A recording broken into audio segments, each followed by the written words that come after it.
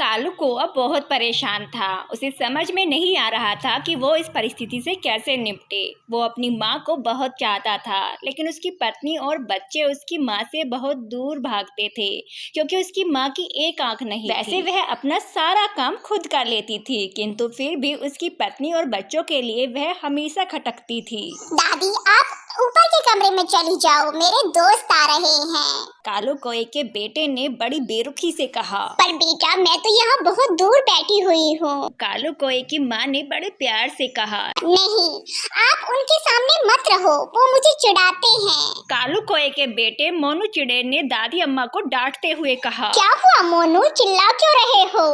कालू कौए की पत्नी मीना ने किचन से आवाज लगाई। देखो ना माँ, ये दादी यहाँ ड्राइंग रूम में बैठी है और मेरे दोस्त आ रहे हैं। मोनू चिड़े ने शिकायतें भरे लहजे में कहा। माँ जी, आप ऊपर चली जाओ, क्यों हम लोगों को लज्जित करती हो? बेचारी सोनी चिड़िया चुपचाप उठकर जीने के सहारे ऊपर जाने लगी। कालू कौआ बाजू के कमरे से सब सुन रहा था। उसे कष्ट भी हो रहा था कि उसकी माँ को अपमानित होना पड़ रहा है, लेकिन वो असहाय था। अगर वो कुछ कहता तो पत्नी और बच्चे उसका विरोध करने लगते।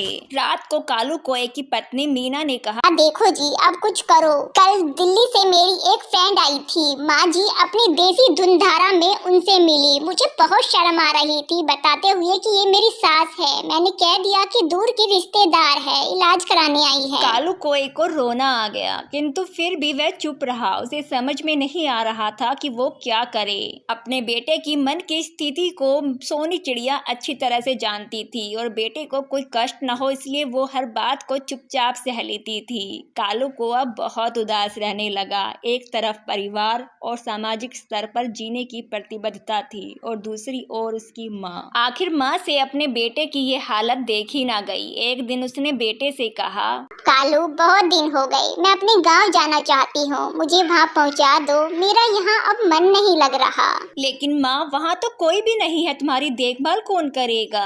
कालू ने आश्चर्य से पूछा।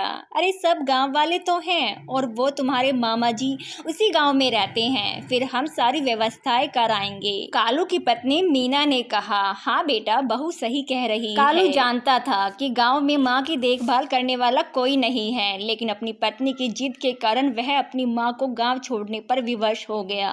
माँ को गाँव छोड़कर आते वक्त उसे रोना आ रहा था और अपनी बेबसी पर गुस्सा भी आ रहा था, लेकिन परिवार, पत्नी और समाज ने उसके इन मनोभावों को दबा दिया था। कुछ दिनों के बाद उसके चाचा मोनू, जो अमेरिका में रहते थे, आने वाले थे। जब कालू बहुत छोटा था, उसके पिता जीवित थे। तब वो भारत आए थे या फिर अब आ रहे थे।